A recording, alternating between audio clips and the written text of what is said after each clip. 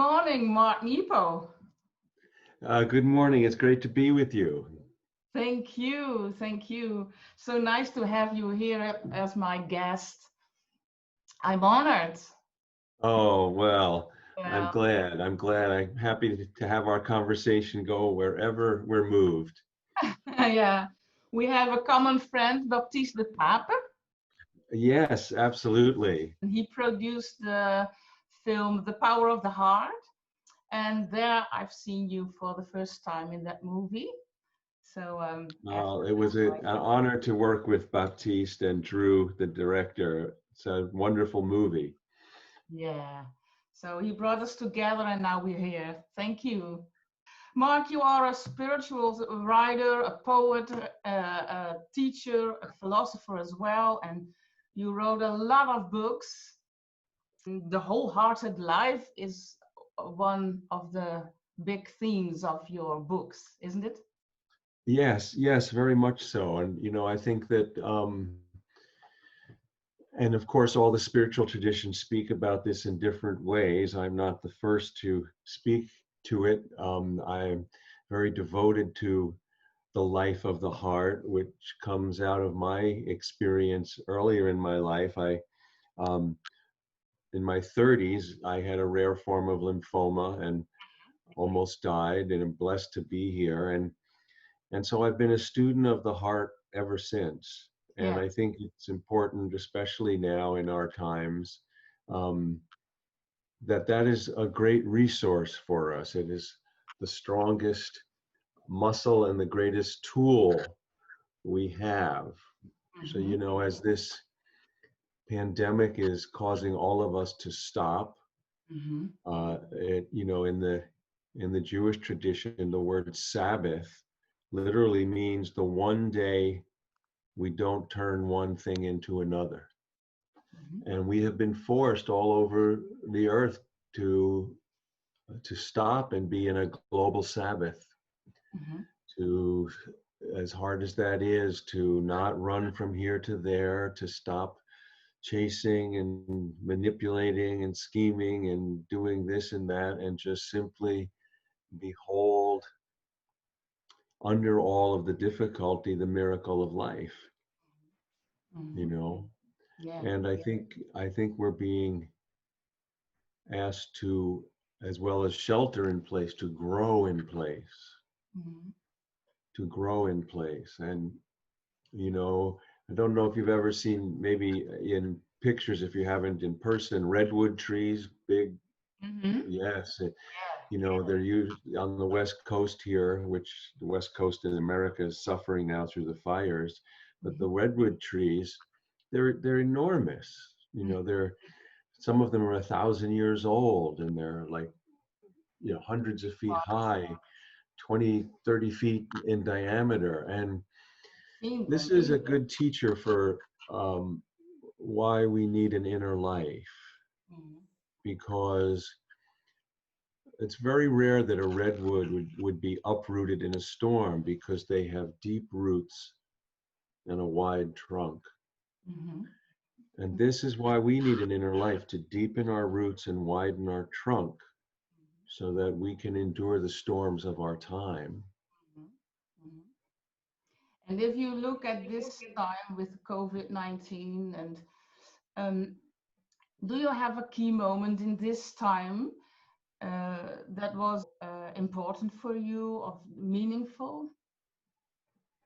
Well, I think, I would say that, and I think this is, I think a lot of people, the trauma of this world pandemic triggers our own traumas, whatever they might be. And for me, I think a key moment early on was, it reminded me of when I was diagnosed with cancer. Mhm. Because back then in my mid 30s, I went to a doctor and who told me that I had cancer. And I was, as you can imagine, stunned and shocked, and thought he must have the wrong folder. It can't be me. No. But when I left Mhm. that appointment, Mhm. the door I had come through to keep that appointment was gone. Mhm. There was no way back to the life I had before that moment. Mhm. Everything was new. Mhm. And I think in March somewhere, I felt that moment for us in as humanity. I feel like the global pandemic has done that for us. The Mhm. old world is gone.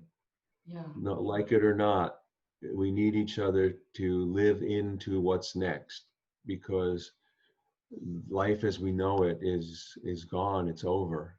Mm. And what's next? That's the question we don't know. Yes, we don't know, and we have to live into it together. And I think every generation has had their version of this pandemic, not a literal pandemic, but a challenge that forces us to remember that we're more together than alone, Mhm. that we need each other, Mhm. that um, that our better nature and our deeper angels come out Mhm. when we come together rather than push each other away. And I think we're going to have to rediscover that together. Yeah, because we see other things now. Um, as I look where we fighting each other also in the at this time. I have think about the questions I will ask you, and I of course I read your book and the book of Soul, and it was so interesting to read that at this moment, coping with COVID-19. We are dealing with so much questions about fear, polarization, and protesting all over. As we look at the fear we see in the media and all the journalism and some of the medical professions too, they are so focusing on fear. Fear has its natural place. Mm-hmm. Fear is there to alert us to legitimate danger. Mm-hmm. And we being human, we exaggerate that Mm-hmm. danger, that fear. We make it bigger all the time. That's part of what we do. Mm-hmm. And and so part of our job is how do we practice what the Buddhists speak of as seeing things as they are? How Mm-hmm. do we right size things? It's very human to inflate things. How do we right size? So there's a lot of fear, legitimate fear, because this is a disease that we don't really know. We have no treatment for it so far. We have no vaccine. We're not even sure how it, who has it and who doesn't. So fear is the other virus. Mm-hmm. Mm-hmm. Fear has become the other virus. And so I know from my experience, we can't rid ourselves of fear, but how do we stay in relationship with it Mm-hmm. so that it stays right sized and accurate? So, Mm-hmm. one thing I've learned for myself is from my cancer journey, Mm-hmm. fear gets its power from not looking. Mm-hmm. So, if you're a child and there's the proverbial thing that in a closet that you don't open, there's a boogeyman. Yeah. And the more you don't look, the bigger it gets. Yes. And then maybe you have a kind uncle or aunt or grandparent who says, "No, let's look together. It's okay." And we open the door, and there's nothing there. No. And at first, it's very dark. And as you stand there, the closet gets lighter or seems to. Mm-hmm. But the air in the closet hasn't changed. Mm-hmm. Our eyes grow accustomed to the dark. Mm-hmm. And so it's not as dark as it first appeared. Mm-hmm. So whether it's personally or in this global pandemic, we have to have the quiet courage to look at what we're afraid of Mm-hmm. so that our eyes can grow accustomed to the dark and we can see it actually for what it is. Mm-hmm. So I think there are lots of things that we struggle with in the modern world because one of the things this pandemic is forcing us is to become more intimate with the unknown. Mm-hmm. We have been taught that we have been taught that the unknown brings catastrophe. Mm-hmm. Yes, the unknown brings difficulty and unwanted things, but it also brings wonder and beauty and love Mm-hmm. and surprise. It's always brought both. Mm-hmm. After all, there isn't one friend or loved one in my life that I plan to love. So, when I was young and we only had 3 TV stations, Mm-hmm. the weather report was called the weather report. Yeah. Now it's called Storm Watch. Oh yeah. Well, So storm is only one form of weather. yeah. So we don't need to focus only on the catastrophe side of it. And the unknown also brings us resources and love and surprise. And Mm-hmm. so we have to stay open to both sides of it. Mm-hmm. So one thing is looking at what we're afraid of. Mm-hmm. And I think, you know, another thing is for me in this time, I've experienced like everybody, every day I realize that somewhere during the day, fear will get a hold of me, Mm-hmm. usually from the news, who knows where. Mm-hmm. And I think and so I've started to expect it and say, okay, how is it going to say hello today? Yeah. And how am I going to meet it Mm-hmm. so that fear lives in me Mm-hmm. and I don't live in fear? Mm-hmm. Yeah, that's the difference. You don't become the fear. Yes. And so one of the things for all of us is not to become we all have moments Mm-hmm. when we become the fear. That's how fear says hello. Mm-hmm. All of a sudden it's like, whoa, Mm-hmm. but we don't have to stay there. Mm-hmm. And so we need to come back and have it live in us. So one of the things for me that is a practice is my fear is real, Mm-hmm. but all of life is not fear. So even though I'm afraid in a moment, whatever's underneath me, Mm-hmm. that's not just me, is not afraid. So how do I touch that bottom? Mm-hmm. How do what is my practice? How do I, when afraid, touch all that is not afraid? Mm-hmm. It might mean I call you up as a friend and talk to you. It might mean I read a story. It might mean I listen to a favorite piece of music or go for a walk out in the light. Mm-hmm. What's in my toolbox Mm-hmm. that I can touch in to life that is not afraid while I am afraid? Mm-hmm. So each of us has to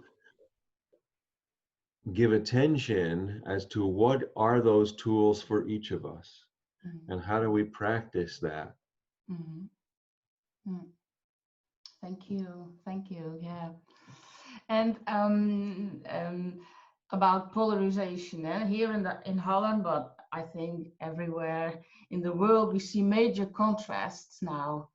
If we look at the precautions, but also the future regulations regarding the vaccines, and the contradictions are so huge that we polarize.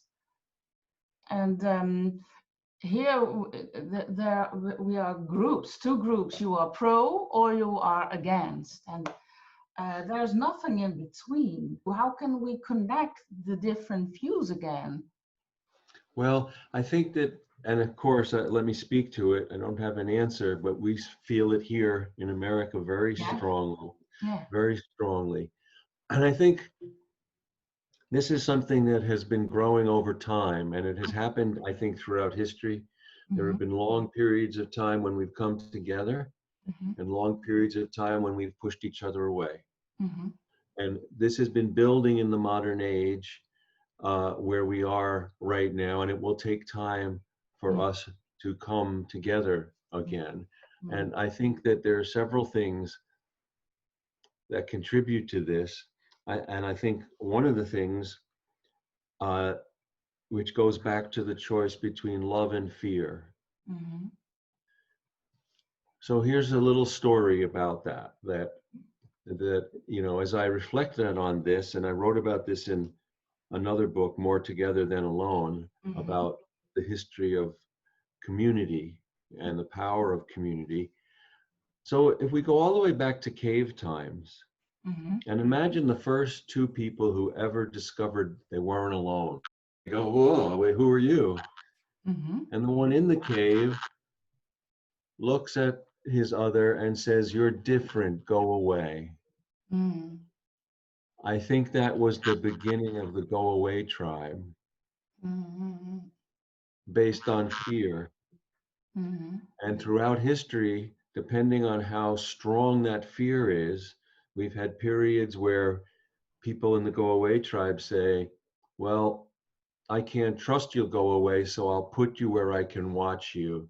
I'll put you in a ghetto. I'll put you in a refugee camp. I'll put you in a reservation. Mm-hmm.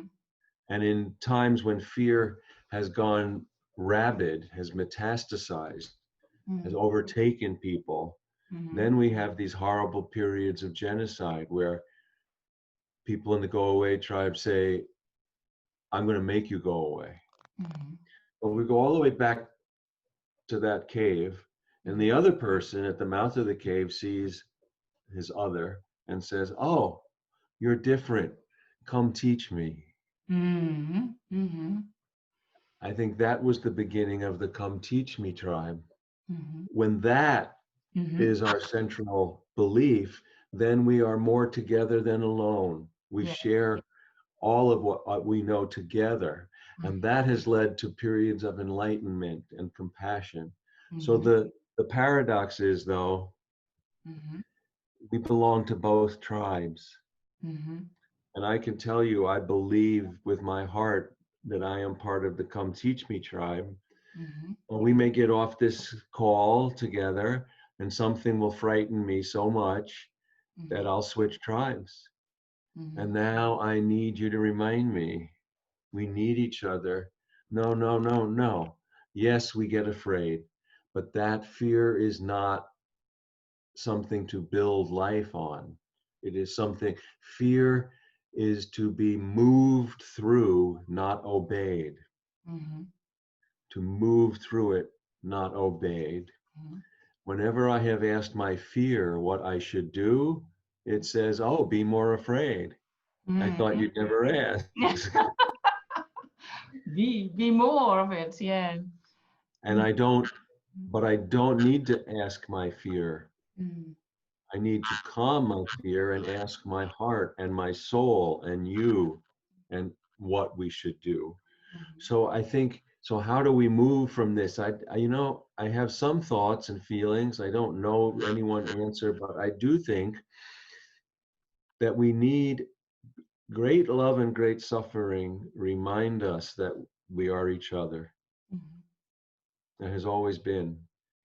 Mm-hmm. And I think we need to, with an open mind, start listening to each other's stories and truth. Mm-hmm. So the paradox under all this is that we are they, there is no they. Mm-hmm. You know, I listen to the news, and if I had hair, I'd pull it out. Yeah. And then I say to myself more deeply, we are they. And I go, how can that be? Well, we are. And I have to stay in that conversation Mm-hmm. that, because one of the things that happens if we build a life on fear, Mm-hmm. then education becomes when I'm afraid, I only seek what will confirm what I already know. Mm-hmm. That's not education. No, I think that's the thing. Education is no, I need to keep learning what I don't know. Mm-hmm. So how do we keep, I had a student of mine who had a profound insight. She's my age, and she had a cousin that she grew up with, Mm-hmm. and they're very polarized now in terms of how they see the world. And Mm-hmm. many of other people in their family are gone, and they reached out to they played as kids, and her cousin reached out to her and said, well, gee, wouldn't it be nice to spend more time together now that we're older? Mm-hmm. And she shared with our group, she said, I don't know where it came from in me, but I said to him, I welcome that, but only if we share our experiences and not our conclusions. Mm-hmm. I think this is profound Mm-hmm. because only when we share our experiences, it doesn't mean we'll see things the same way, but we will hold each other humanly with love and respect. So, we may have a different view on abortion. Mm-hmm. But what if I, rather than argue with you, if I say, gee, I see that's important to you, how did it come to be so important to you? Tell me that story. Yeah. That will not make us see things the same way, but it will strengthen the roots Mm-hmm. and remind us of the kinship we have as human beings. Mm-hmm. And then I might hear your point of view differently. Mm-hmm. Nice. It's all about stories, I think, and about learning from each other. Yes, Mm-hmm. yes. And so this takes a courage. Mm-hmm. And there are, when people are afraid enough, Mm-hmm. they become violent. And so we do have to, I feel as a teacher, I welcome anyone in the circle except those intent on destroying the circle. Mm-hmm. Mm-hmm. I don't know how else to do it. Mm. I remember a story you told on a video I saw about your about birds and what they learn to you. Can you tell me that story again? Do you Yes, know the story? about birds and their singing at the sign Yes, of and light. the mapping. Yeah. Yes. So birds, we learn this, birds are great, great teachers of community and how being who we are is important to community. So Mm-hmm. birds, we all learn that when the sun comes up, they all sing in the morning at the first sign of light. Mm-hmm. This is an example to each of us that we need to sing our song, be Mm-hmm. who we are, or as the French writer Balzac said, to live out loud, Mm-hmm. not to hide who we are. And by doing that, we add to life, but more in a deeper way. The reason birds all do that, when they do that, every morning by hearing each other's song, Mm-hmm. they remap Yeah. their territories and their communities. They go, oh, the robins are over there. We'll go over here. Mm-hmm. And if they don't hear the song, they think that that space is open. Mm-hmm. So it's important to sing our song so that we assume our space and community. And otherwise, today is built on old maps that are no longer accurate. So every morning when they sing their song, the birds, they remap their community Mm-hmm. and live from there. Mm-hmm. And so this is why it's so important, especially now in this time of fear and polarization, is we can't vanish. Mm-hmm. We have to be present, Mm-hmm. which doesn't mean imposing our view on others. Another wonderful, helpful tradition in the Native American tradition, Mm-hmm. elder councils, and they have for hundreds of years, they meet in circle, Mm-hmm. not because for equity, not because there's no head to the circle, Mm-hmm. but so that everyone has a direct view of the center. Mm-hmm. Mm-hmm. And I love that because the assumption of that is no one view is enough. Mm-hmm. We need everyone's view to Mm-hmm. glimpse and understand whatever we put in the center, Mm-hmm. whether that be love, loss, fear, all the things we're talking about. Mm-hmm. So, what that assumes is we gather meaning, we don't choose it. Mm-hmm. I don't need to art. So, I'm not interested as I get older, I'm not interested in argument or debate or persuasion. Mm-hmm. It seems a waste of time to me. Mm-hmm. We need your view and your view and your view Mm-hmm. and my view so we can look at it together. So Mm-hmm. we go yes and Yeah. not yes but. No. And now, if you look at the censoring of people and information that is divergent from the common, then they are doing not the same. You say now. Mm-hmm. No. So one of the reasons it's so encouraging and so heartening, all the worldwide protests and the young people that are speaking up and being seen, um, because it's important not to vanish. It's important to sing our song. It's important to take up space Mm-hmm. and not become that which is hurtful. So Mm-hmm. if a bully is across the street, if I go across the street to beat up the bully governs my presence as much as if I run away. Mm-hmm. And so, how do we respond to the polarization, to the fear, even to the violence, Mm-hmm. without becoming violent or polarized? Mm-hmm.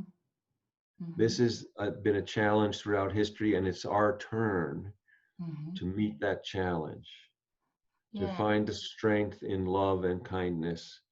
And really, I think listening with the heart is one of the things that has always and will heal the world again.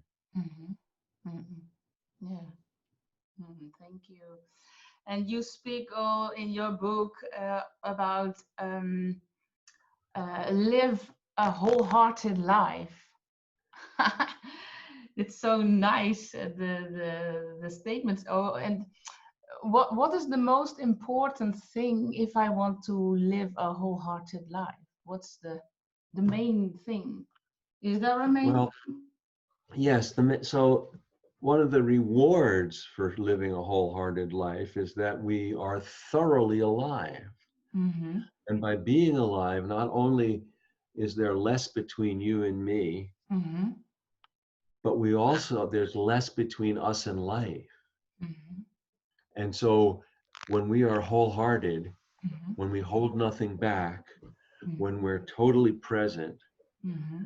when we feel what is ours to feel and face what is ours to face, Mm-hmm. we experience moments of oneness.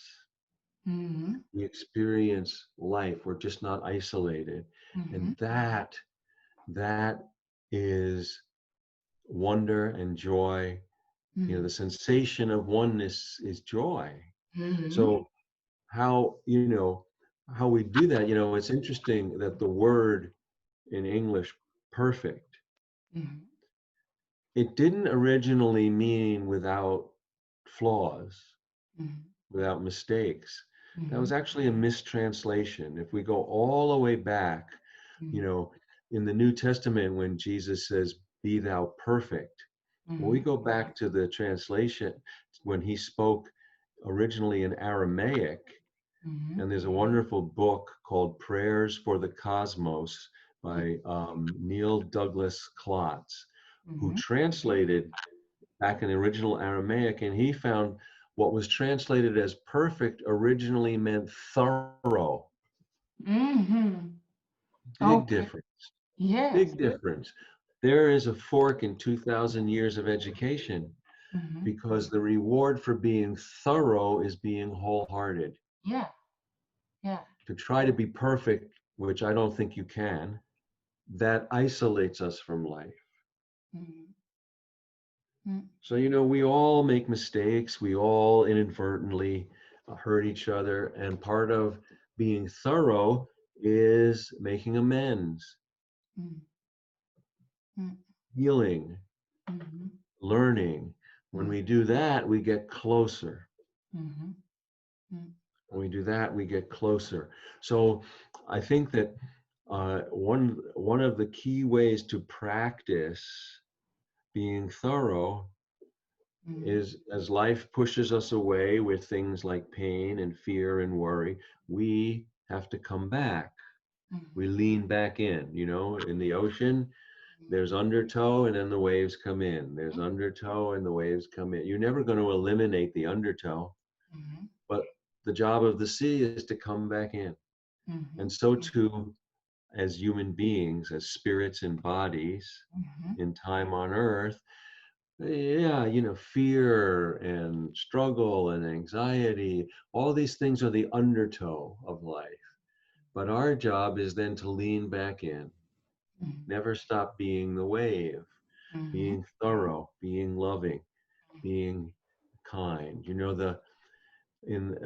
the 300s there was a Chinese philosopher, Mencius, mhm, and Mencius had a wonderful image about kindness. He said, water, allowed its true nature, will always flow downhill and join other water. mhm, We can manipulate it even to go, we can dam it, we can pipe it, we can manipulate it even to go upwards. mhm, But allowed its true nature, it will always flow downhill and join other water. And Mencius said, and so too human beings. mhm, Allowed our true nature, we will always flow to each other in kindness and join each other. mhm, We can be manipulated or manipulate ourselves to mhm, pull in, to go away, to even go against our nature. But when we return to our true nature by being present and thorough and holding nothing back, mhm, we will always naturally be kind and join each other. This is a time where we're being challenged to rediscover our true nature. mhm, Again, and throughout history, mhm. everyone has had to do that again and again, and we are being asked to do it one more time. Mhm. 52 paths you describe in your book. And one of the paths you're telling about the wholeheartedness. And your statement there is we can only see as far into the world as we can see into ourselves. What do you mean by that? Well, that imagine when you look at the surface of water, like a Mm-hmm. lake. Mm-hmm. When the water's all disturbed, it doesn't reflect, nor can you see through. Mm-hmm. So when we're disturbed and we can't see into ourselves, we are not transparent and we're not able to reflect accurately life around us. Mm-hmm. So we need, this is one of the reasons all the traditions have meditation practices, why we talk like this, why we're introspective, why we express ourselves, is all to help the waters of ourself go still, so we can reflect the sky accurately. And when that water is still, then you can see the bottom. Mm-hmm. Now it doesn't stay that way because we're alive and the wind comes or a fish jumps or something happens. But Nice, so yes. we can only see as much of the world as we can see into ourselves because of this natural, it's like spiritual physics. This is one of the laws of physics. We're like water, we're always moving, but we do go still, Mm-hmm. and we can learn from those moments of stillness. Mm-hmm. We can see all the way from the bottom all the way to the sky Yeah, nice. and see how we're connected and learn from it. But when we're disturbed, we only reflect the point of disturbance. Mm-hmm. And one of the dangers is that being human, when we reflect that point of disturbance, then we paint the whole world that disturbance. Mm-hmm. That's not true. Mm-hmm. That's only that moment. Mm-hmm. Nice. You have another one, and that says being opened is the most difficult and rewarding part of being human. And it often happens through our experience of less and not more. Can you explain that? Yeah. So what I'm exploring there is the notion that, we live in a world, the modern world is fill everything up, you Mm, know, more. And and filling things up mm, isn't always food. mm, Filling things up actually is a distraction often. And this leads to a world of addictions. mm, I can't deal with silence, noise, music, everything. mm, I can't deal with being still, travel, let's go everywhere. We can't right now, but let's go, go, go, go. mm, I can't deal with myself, so let's fall in love over, mm, gambling, this, that, mm, drugs, drink, sex, you know. mm, So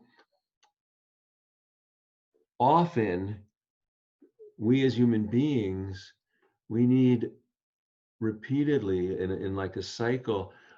I am filled by you or by wonder or beauty, and then I need to empty it out. mm, And then I'm filled again, and then I need to empty it out. mm, So that, because when we get filled up, I may learn something from it, but then when it hardens, it becomes, like how plaque in the heart will harden physically, and that can lead to a heart attack. mm, Well, our assumptions and conclusions, what we're filled up with, hardens into assumptions and conclusions. mm, And now there's no room for anything new to get in. mm, So we have to learn and then empty. It's not by accident that almost every musical instrument is hollow. mm, mm, Otherwise, there's no music. mm, It has to be emptied so that the music can come out. mm, So, so rather than filling things up, mm, we often need to empty out so we can remove what's in the way between us and life. mm, Because I need to gather from what I learn, and mm, then it's in me. mm, Now I can empty out mm, everything else mm, and go back to, in the East they call this beginner's mind, and I would say beginner's heart. mm, We learn, that's the gift of being human, but then we have to start all over again and remember, like, oh, this is one of the gifts of almost dying, was beginner's mind and heart, to, oh, what's going to happen today never happened yet. It's never mm, happened before. mm, No one's ever been alive who's you or me. mm, We're like Adam and Eve all over again every day. Oh, and we get caught up in living and paying the bills, and oh, we ran out of toilet paper, and oh, now we got to do this, and oh, it's too much. And then we have to empty all that worry out mm, and remember, oh, it doesn't have to be this way. I'm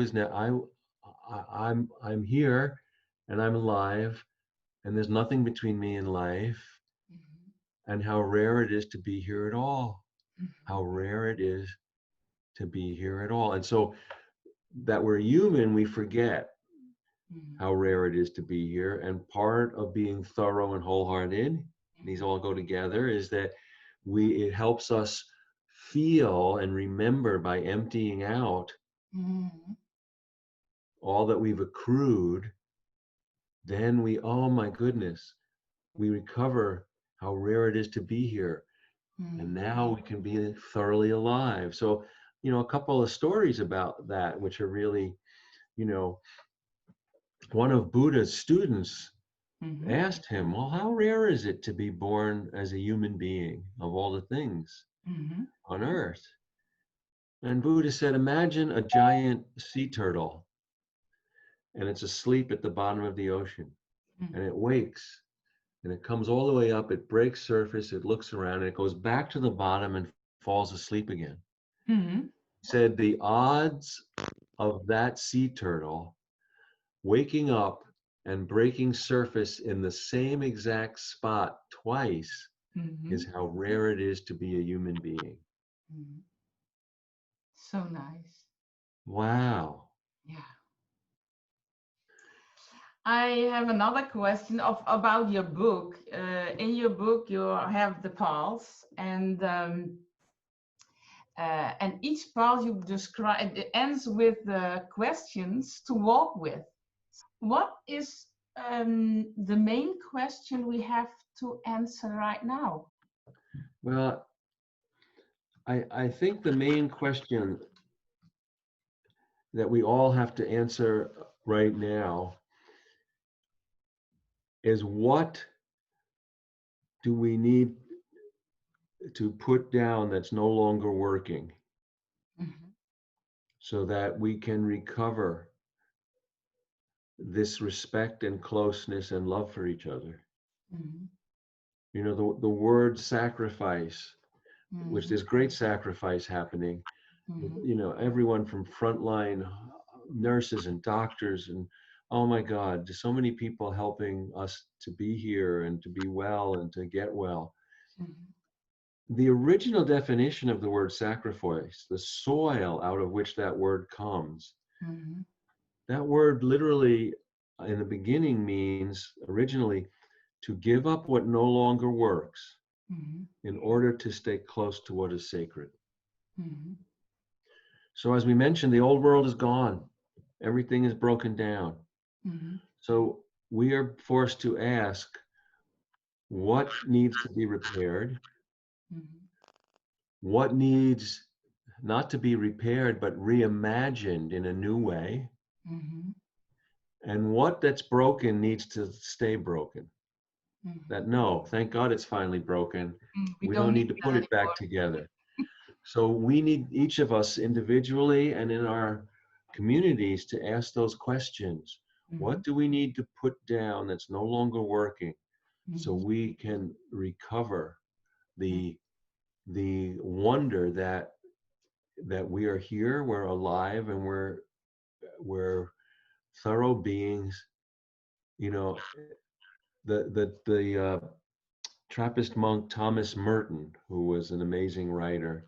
Mm-hmm. And one of the things he said is if we truly beheld each other, if I really looked and saw another human being, he said, if we truly beheld each other, we'd fall down and worship each other. Yeah. So, what do we have to put down so that we can clean our eyes, our ears, our mind, our heart, Mm-hmm. so we can truly see, behold each other again? Yeah. I No. think that's the question for each of us. Mm-hmm. I think so too.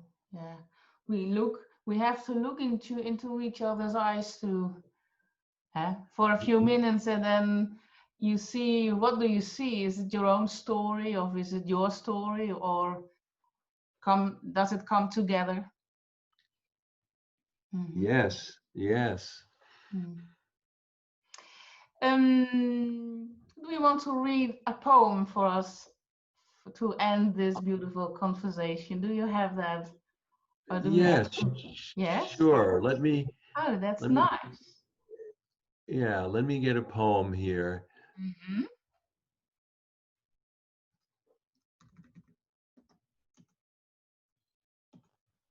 So this is a poem.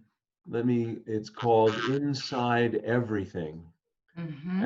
And it's short. Let me read it to you twice. Inside everything.